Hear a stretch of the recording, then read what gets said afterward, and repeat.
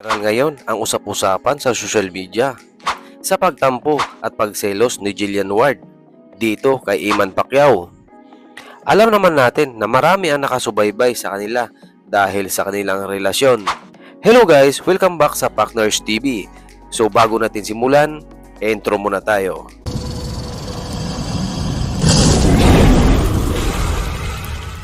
Noong latest episode ng All Out Sunday, isa sa pinag-uusapang performance ni Jillian Ward. Habang kinanta niya ang kanyang emosyonal na kanta, napapansin ang malalim na tingin. Ramdam na emosyon at bawat linya ay parang hugot. Dahil dito, marami ang viewers na napaisip. May pinagdadaanan nga ba siya? May ilang dahilan kung bakit ganito naging reaksyon ng mga tao. Una, ang lyrics ng kanyang kanta. Karaniwan itong tungkol sa love, sakit o moving on. Pangalawa, ang kanyang facial expression. Halatang may pinaghuhugutan ng emosyon. Pangatlo, hindi lang siya kumakanta, kundi parang kinukwento niya ang naramdaman niya. At dahil dito, mas nagiging personal ang dating sa audience. Sa social media, iba-iba ang naging reaksyon ng mga netizen. May nagsasabi na parang may pinapatamaan siya. Ang iba naman ay nalulungkot dahil ramdam nila ang sakit na naramdaman at pinagdaanan niya. Pero ito pala ang dahilan na hindi maitatago ni Jillian Ward. At dito na lang niya idinadaan sa kantahan at pinapakita at pinaparamdam sa mga tao ang tunay na kanyang naramdaman. Naging usap-usapan ang TikTok video kung saan makikitang magkasama sina Eman Pacquiao at Caprice Cayetano. Simple lang sana isang collaboration pero dahil sa sweetness at chemistry na nakikita ng mga tao, biglang umingay ang social media. At dito na pumasok ang pangalan ni Jillian Ward. Matagal na kasing nalilink si Jillian Ward kay Eman Pacquiao. May mga moments na interaction at mga closeness na napansin ng mga fans. Kaya nang makita ang TikTok ni Eman kasama si Caprice Cayetano, marami ang nagsasabi na bagay rin pala silang dalawa. Marami ang nagko-comment na fans at parang napunta na kay Eman at Caprice ang pagsubaybay sa kanila at parang napalitan na si Jillian Ward.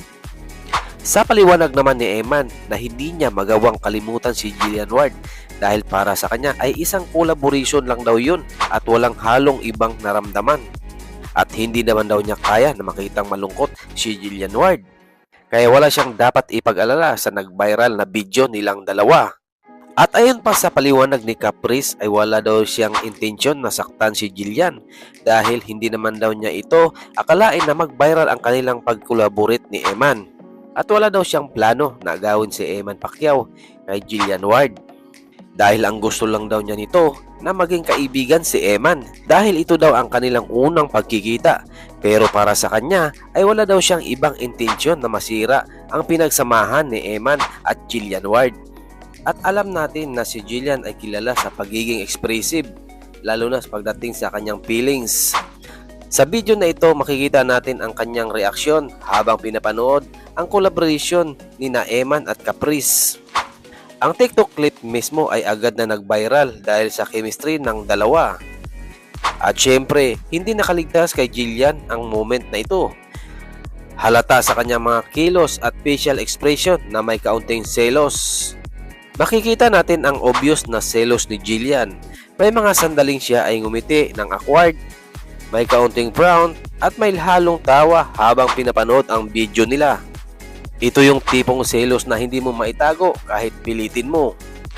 Maraming fans ang agad na nakapansin at nag-comment na nagsiselos si Jillian Ward. At dahil sa naturang reaksyon, mas lalong interesado ang mga fans sa nangyari. Pero hindi lang si Jillian ang naaliw sa moment na ito.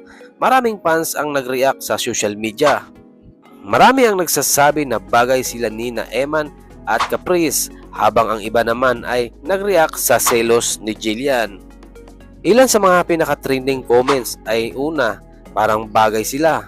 Pangalawa, Jillian Ward nagsiselos. At pangatlo, chemistry overload. Dahil dito mas lalong tumindi ang pagkaka-interes ng audience sa moment na ito habang nag-collab silang dalawa.